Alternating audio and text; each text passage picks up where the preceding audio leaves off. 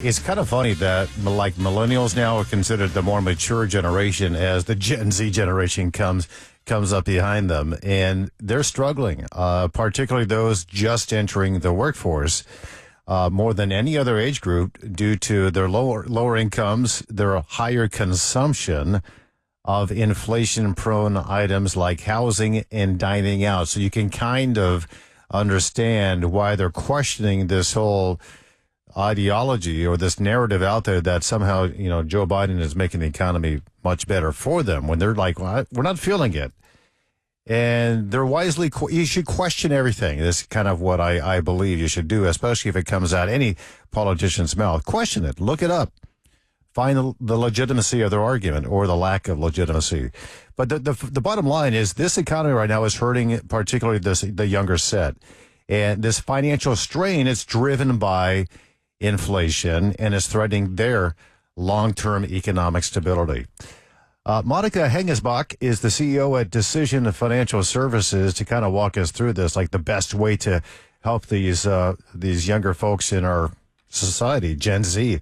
Monika, thanks for your time. Appreciate it. Oh, thanks for having me. So, obviously, the income is going to be lower for Gen Z, because they're just getting into the workforce. So that's kind of a given. We all kind of went through that.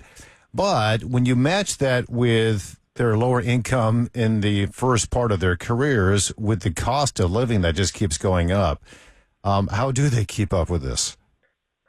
Yeah, it's truly a struggle. I actually have a Gen Z living back at home just because of this problem.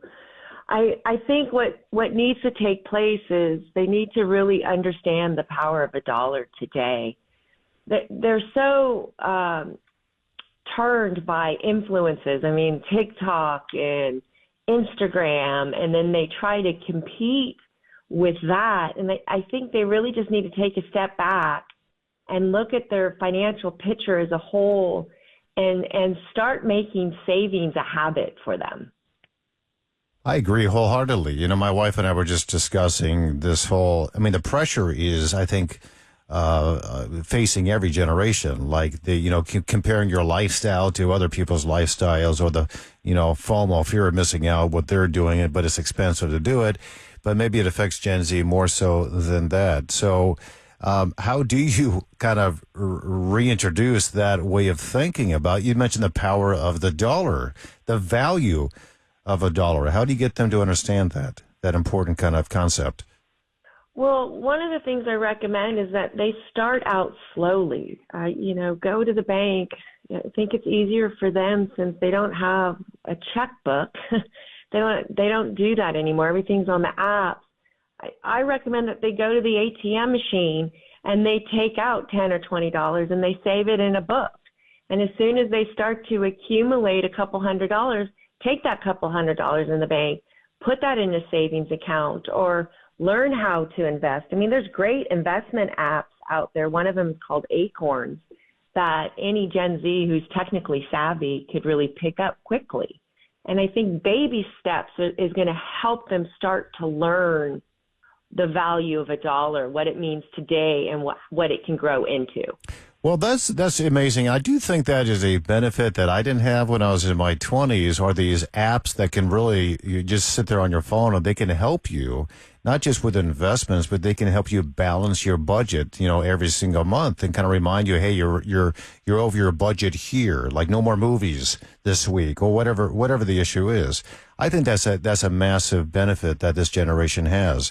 But the realities are still out there. Things cost more. So what would you recommend? Like I know Gen Z likes to eat out a lot. I do too. But sometimes you just got to take a step back and do the things.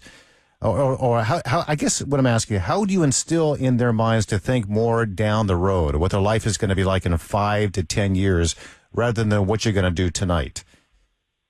Well, it's going back the old-fashioned method, pen to paper, or in their case, it's keyboard, right? But write down exactly 1 month. Be very diligent of where your money is going. And I've done that with my own daughter, is to put down there exactly where you're spending your money and how much you spent it compared to what you brought in your paycheck. And I know for her, she couldn't believe that she thought she was saving money by going to secondhand stores to buy her clothing. But she didn't realize how much she was spending until she physically saw it on a spreadsheet. And then she realized, I have to cut that cost or I'm not going to make it in the future. I won't be able to save where she wants to go, her master's program. I won't be able to save enough to even do that. No, that's important to write everything down because, you might be shopping at a dollar store or a thrift store, but you're buying a lot more product, and that ends up being expensive as well. Very smart. What do you think about credit, scores and credit histories and how you get that built up from the get-go in a very positive fashion? So one of the ways to do it is to get a credit card, even if it's a balance where they give you those balances, like you can only, put $50 down and you can only spend up to $50. And what I recommend is that you go out there and you pay for your haircut on your credit card. But then 2 days later, you immediately pay it off. You don't wait till the bill comes. And then you go back out and then you put gasoline on the card. In 2 days, you pay it off. And you'll notice that if you pay that credit card charge every other day where you're constantly charging the card, but you're constantly paying it up, your credit score goes up. The amount of money they're going to give you goes up because you're becoming more credit worthy. And so then you'll have a higher score. And unfortunately, in today's society, it's based upon our credit score where we get the best deals for interest rates that we pay or anything else. And that would be a great start for them to get started. Yeah, it's great advice, Monika, and I'm glad you did that. How can people get in contact with you? Do you have a website? I do. They can reach out to me at decisionfinancial.com on my website or check me out on Facebook at decisionfinancial.com. Anyway, they can reach me via that method. Wonderful. Monika Hengesbach is the CEO of Decision Financial Services. Monika, thank you. Appreciate it. You're quite welcome. Thank you. Have a wonderful day.